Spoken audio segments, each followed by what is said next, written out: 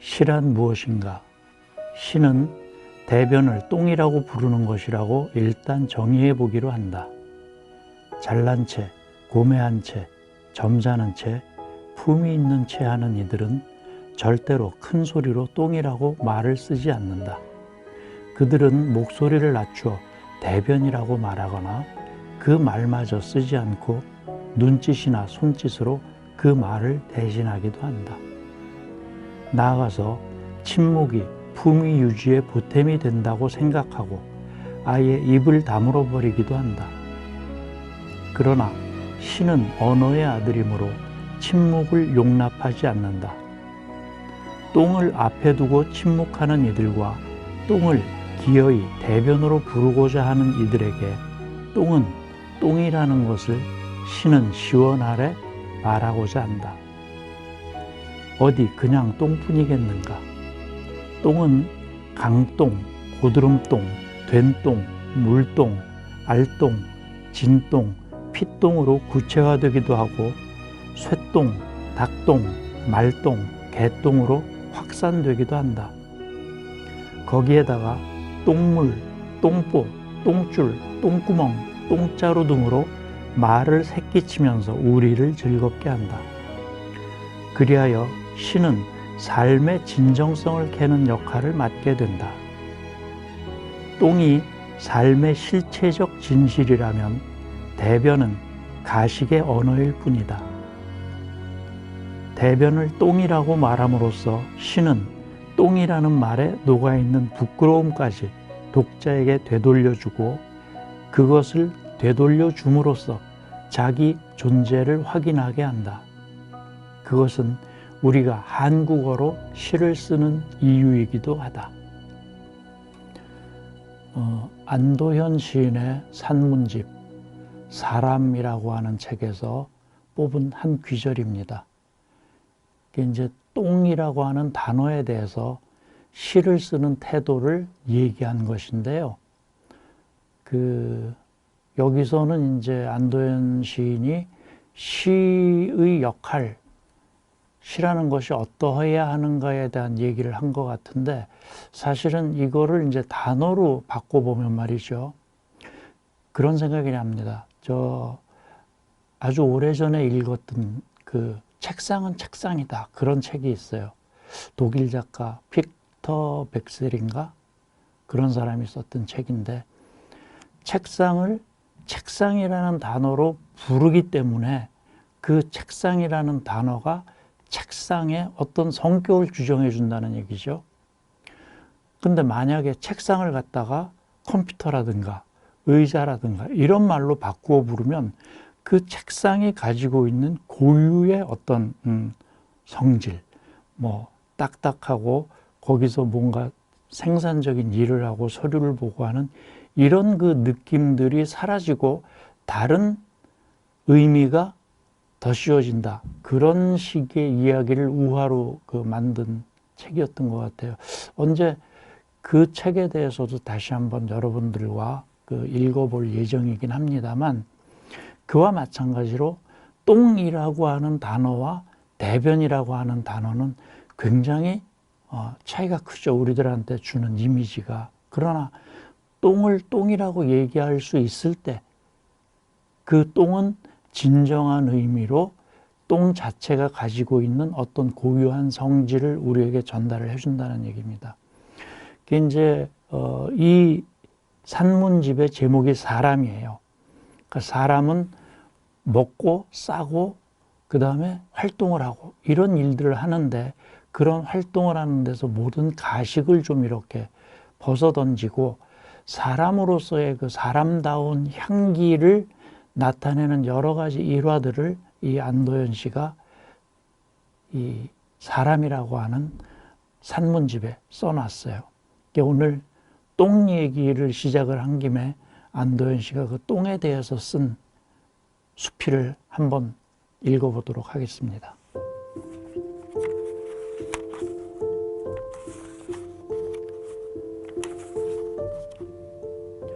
똥은 똥이다.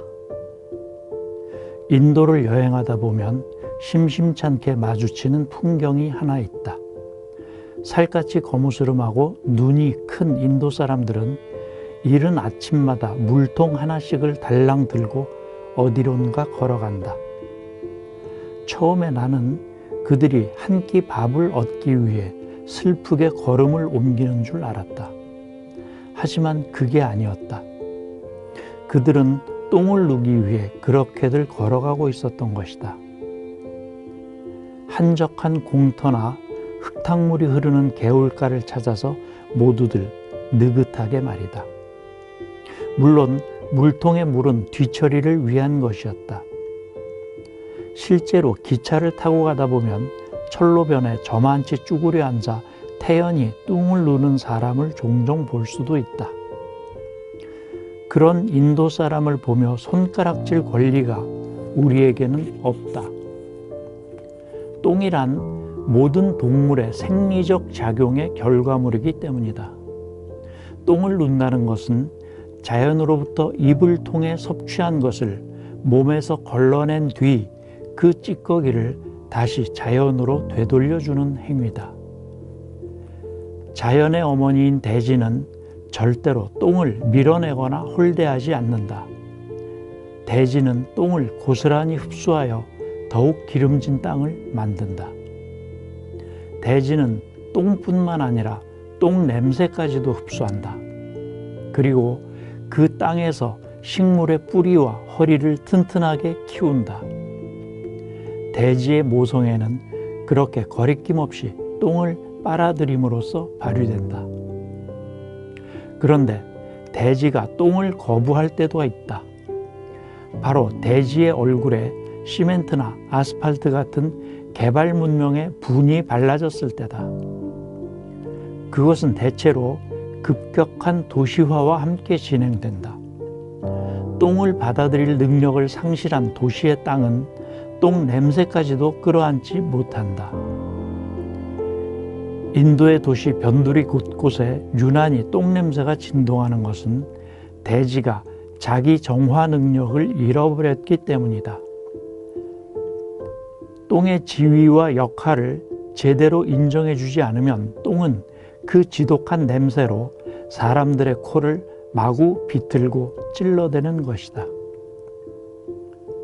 시골의 콩밭이나 풀숲에서 엉덩이를 까고 쭈그려 앉아 똥을 누워본 적이 있는가? 그때의 똥 냄새는 도시의 공중 화장실에서 풍겨나오는 냄새와는 질적으로 다르다. 도시는 똥과 똥 냄새를 밀어내려고 애를 쓰지만 흙은 아주 익숙하게 받아들일 줄 안다. 콩잎이나 매끄러운 아주까리 잎사귀로 뒤를 닦고 바지를 끌어올리며 일어설 때까지 똥 냄새는 우리를 푸근하게 감싼다. 흙과 똥의 궁합이 맞아 떨어졌다는 뜻이다. 이때 매몰차게 똥을 그대로 놔두고 자리를 뜨면 안 된다. 흙으로 똥을 덮어주는 일을 잊지 말아야 한다. 흙으로 된 이불을 뒤집어 쓰고 똥이 다시 흙의 가슴 속으로 돌아갈 수 있도록 도와주어야 한다는 말이다. 그게 똥에 대한 예의다. 옛날부터 민가에서는 김이 모락모락 나는 똥 위에다 재를 덮었다. 똥이 눈에 띄지 않아서 좋고 신통하게도 고약한 냄새가 나지 않아서 좋고 재와 섞여 더 잘 삭을 수 있어서 좋다. 지금도 그런 시스템을 유지하고 있는 뒷간을 혹시 만날 때가 있다. 전주 근교의 모악산 아래에 사는 박남준 시인의 오두막집에 가보라. 똥 위에 재를 뿌리는 노천 뒷간이 그 집에 있다. 비가 오면 우산을 쓰고 쭈그려 앉아야 하는 게 흠이지만 코를 싸쥐고 인상을 찌푸리지 않아도 될 만큼 뒷간의 청결 상태는 양호하다. 어릴 적에 시골에 있는 큰 집이나 외갓집을 가면 통시라고 부르는 변소가 위채와 아래채에 각각 하나씩 있었다. 하나는 여성용이고 하나는 남성용인 셈인데 그보다는 똥을 모아 거름으로 쓰고자 하는 목적이 더 컸을 것이다. 똥장군과 오줌통을 거느린 그 통시가 나에게는 이 세상에서 가장 무서운 곳이었다. 그래서 그 통시를 드나들 때마다 나는 하얀 수세식 변기가 있는 집을 머릿속에 그리곤 하였다. 물통에 달린 줄을 아래로 끌어당기면 맑은 물이 기분 좋게 콸콸 쏟아져 내리는 수세식 변기는 나를 똥의 공포로부터 잠시 벗어나게 해주었다. 그리고 수세식 변기가 있는 집에서 서양식 양변기가 있는 아파트로 이사한 후에는 마치 신분 상승을 이룬 것처럼 뿌듯한 기분까지 들었다. 옹색하게 쭈그려 앉아 땀을 흘리지 않아도 되고 의젓하게 가슴을 펴고 변기에 턱 걸터 앉을 수도 있었으니 말이다. 하지만 똥냄새로부터 멀어지면서 우리는 고향을 잃었다. 함부로 버려서는 안 되는 똥을 아무 생각 없이 물에다 풀어버리면서 맑은 강을 잃었다. 똥을 오래 삭혀 거름으로 쓰던 지혜를 잊어버리면서 화학비료가 땅을 망치도록 방기하였다. 나날이 늘어가는 자연의 온갖 재앙들이 똥을 무시하면서부터 비롯되었다고 해도 과언이 아닐 것이다. 가령 광우병과 같은 신종 가축 전염병의 원인이 소의 사료에 있을지도 모른다는 추정은 설득력이 있다. 실제로 농민들의 이야기를 들어보면 싱싱한 풀을 먹고 자란 소보다 사료를 먹고 자란 소의 똥이 더 역한 냄새를 풍긴다고 한다. 말하자면 똥의 반란이다. 똥을 잘 달래야 한다. 똥이 똥으로 대접받을 때 이 세상 전체가 편해진다. 그 안도현 시인은 이 사람이라고 하는 산문집에서 일반인들이 입에 올리기 싫어하는, 어려워하는, 그리고 피하는, 그러나 매일매일 생각하지 않을 수 없는 그 똥이라는 것에 대해서 아주 과감하게 활자화했습니다.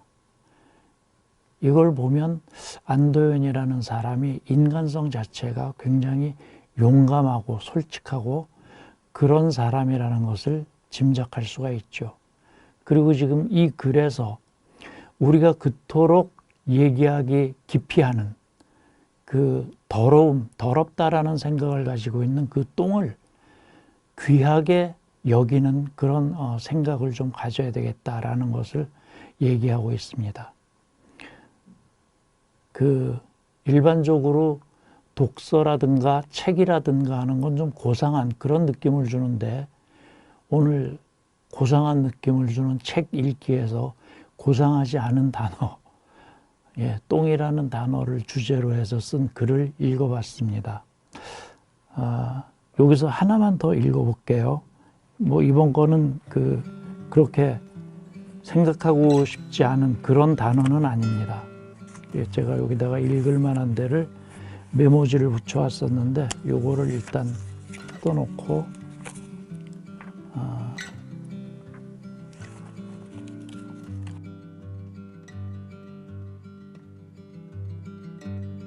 술을 담그는 마음. 아직도 내 인생은 철이 들지 않아서 술자리라면 만사를 제쳐두고 끼어드는 일을 서슴지 않는다. 자기가 무슨 이태백이라고. 아내의 지총구도 들을 만큼 들었건만 술을 향한 나의 연모는 식을 줄 모른다. 더러 동무들을 꼬드겨서 술판을 벌이는 일은 아무한테도 양보할 수 없는 큰 즐거움이기도 하다. 삼겹살에 소주도 좋고 여름날 노천에 앉아서 훌짝이는 맥주 맛도 그만이다. 그런데 술이라면 청탁불문인 나도 유독 멀리하는 술이 있다. 식물의 열매나 꽃잎 혹은 인삼 따위의 뿌리에다 소주를 부어 담근 술을 나는 싫어한다. 빛깔 좋고 특유의 향이 그윽한 모과주도 매실주도 다래주도 나는 관심이 없다. 진달래주도 국화주도 인삼주도 더덕주도 마찬가지다. 대체로 그런 술들은 소주의 독한 맛을 순화시켜 술을 삼키는 목구멍을 달짝지근하게 만든다. 나도 여지없이 속았다. 입술에 닿는 달고 순한 술맛에 속아서 그만 대취한 적이 몇 번 있었던 것이다. 선배도 선생도 하느님도 부처도 눈에 보이지 않도록 말이다. 요즘도 나는 그런 술에 대한 경계를 늦추지 않고 있다. 한없이 투명해야 할 소주 빛깔을 불순하게 만드는 모든 과즙과 향기를 믿을 수 없다. 소주는 아무한테도 간섭을 받지 않아야 소주다. 쓰고 독한 맛을 훼손하지 않아야 소주의 순수성은 지켜지는 것이다. 아버지가 돌아가신 뒤에 홀로 남은 내 어머니도 한때 갖가지 술을 담그는 일에 열심히셨다. 집 안의 장롱 위나 찬장에는 어머니가 담근 술병들이 사철 나란히 줄을 서 있었다. 하지만 병 속에 든 모루나 다래 같은 열매들이 밑바닥으로 가라앉을 대로 가라앉고 그 술 빛깔은 익을 대로 익어서 발그스레하게 변해가도 술병을 비우는 사람은 없었다. 아버지는 떠났고 나는 그때까지만 해도 나이가 어렸던 것이다. 내가 어머니를 위해 할 수 있는 일은 몇 해 동안 술병들을 말없이 바라봐 주는 일이었다. 그리고 이따금 어머니가 소주잔에다 술을 떠서 내오는 날은 연거푸 몇 잔 마시고 마셔주는 일이었다.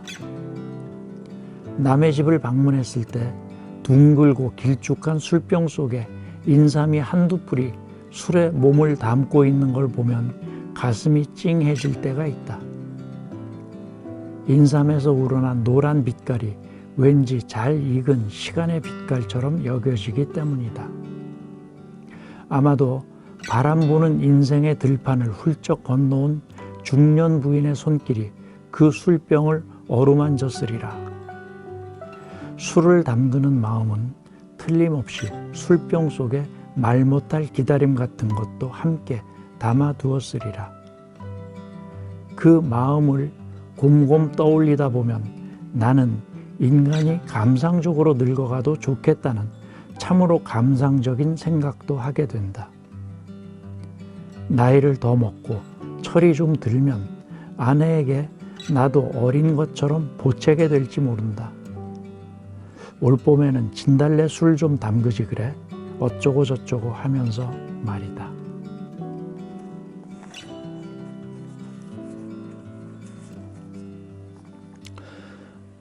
이 안도현 시인의 산문집 사람이라고 하는 책의 뒷표지에는 그 동료 시인들이 안도현 시인에 대해서 써놓은 글들이 몇 구절이 있습니다. 이걸 한번 읽어보겠습니다. 김용택 시인은 안도현은 술을 마실 때 더욱 아름다워 보이는 사람이다. 이 책은 취중에 그런 진솔함 같은 것이 담겨 있어 좋다. 이렇게 평을 했습니다. 정호승 시인은 그에게서는 언제나 풋풋한 청년의 이미지가 느껴진다. 이렇게 썼고요. 저 밑에 보면 또 겸손한 사람, 안도현의 이번 산문집이 그렇다. 모두가 보석처럼 반짝거리고 이름을 날리려 하는 요즘 하찮은 풀 한 포기 앞에서도 겸손하자고 말한다. 그는 시인이기 전에 먼저 겸손한 사람이다.